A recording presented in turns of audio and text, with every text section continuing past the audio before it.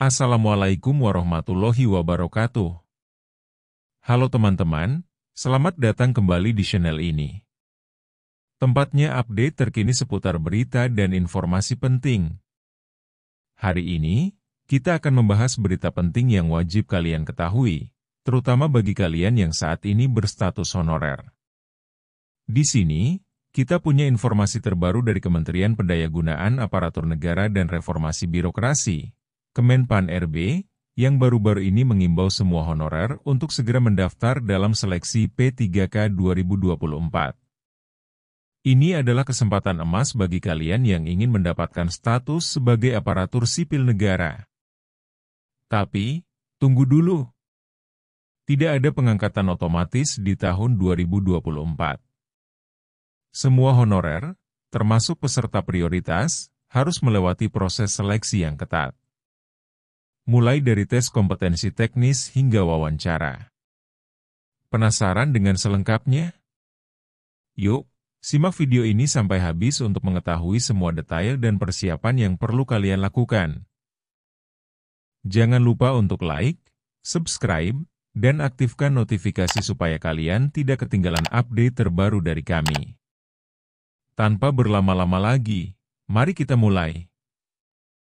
Mengutip informasi dari JPNN, Kementerian Pendayagunaan Aparatur Negara dan Reformasi Birokrasi, Kemenpan RB, mengimbau honorer untuk mengikuti pendaftaran P3K 2024 yang tidak lama digelar. Tanpa mendaftar, honorer tidak bisa diangkat menjadi aparatur sipil negara. PLT Deputi SDM Aparatur Kemenpan RB Abbas Subagja menegaskan tidak ada pengangkatan P3K 2024 secara otomatis. Dia memastikan semua honorer tanpa terkecuali, termasuk peserta prioritas harus melalui seleksi kompetensi teknis, manajerial, sosiokultural, dan wawancara. Tidak ada yang otomatis diangkat P3K. Semuanya tanpa terkecuali harus tes, ditegas Abbas Subagja, Sabtu 14 September. Dia kembali mengimbau seluruh honorer dengan kriteria masa pengabdian tanpa putus minimal 2 tahun kerja, baik yang masuk pendataan Badan Kepegawaian Negara maupun tercecer ikut pendaftaran P3K 2024. Bagi yang sudah mundur, tegas Abbas Subagja, tidak bisa lagi ikut mendaftar karena dianggap tidak ingin jadi ASN P3K. Honorer yang bekerja minimal 2 tahun harus daftar P3K 2024 walaupun mereka belum masuk pendataan BKN, ucapnya. Abba menjelaskan dalam penyelesaian honorer tetap mengedepankan 4 prinsip, yaitu tidak ada PHK massal, tidak mengurangi pendapatan, tidak ada penambahan non-ASN baru, dan harus sesuai regulasi. Semua honorer akan diangkat P3K dan mendapatkan nomor induk pegawai atau NIP. Itu karena per Januari 2025, tidak ada lagi namanya honorer, pegawai tidak tetap atau PTT, guru tidak tetap atau GTT, non-aparatur sipil negara non-ASN. Status kepegawaian hanya ada PNS dan P3K. Pemda pun dilarang keras merekrut honorer baru. Abba menambahkan sesuai kesepakatan pemerintah dengan Komisi 2 DPR RI pada rapat kerja 28 Agustus 2024, honorer akan diselesaikan tahun ini. Pemerintah sudah membuat sejumlah regulasi agar honorer bisa diselesaikan akhir Desember 2024. Honorer yang dapat formasi maupun tidak, akan tetap diselesaikan tahun ini. Semuanya diangkat menjadi P3K maupun P3K paruh waktu, dan sama-sama mendapatkan NIP, terangnya. Oleh karena itu, Abba mengimbau Pemda agar mendorong honorer ikut pendaftaran P3K 2024. Pemda juga diminta tidak merekrut honorer baru lagi, karena per Januari 2025 tidak ada istilah honorer atau sebutan lainnya, kecuali PNS dan P3K. Sumber, jpnn.com. Baik Sobat Honorer, kesimpulan dari berita tersebut adalah sebagai berikut. 1. Pendaftaran P3K 2024, honorer harus mengikuti pendaftaran P3K 2024 untuk bisa diangkat menjadi aparatur sipil negara atau ASN. Tanpa mendaftar, honorer tidak akan diangkat secara otomatis menjadi P3K. 2. Proses seleksi. Semua honorer, termasuk yang berstatus prioritas, harus melalui proses seleksi kompetensi yang meliputi tes teknis, manajerial, sosiokultural, dan wawancara. Tidak ada pengangkatan P3K secara otomatis. 3. Kriteria pendaftaran. Honorer dengan masa pengabdian minimal 2 tahun, baik yang sudah tercatat di Badan Kepegawaian Negara maupun yang belum, harus mendaftar. Honorer yang telah mundur tidak dapat mendaftar lagi. 4. Prinsip penyelesaian honorer.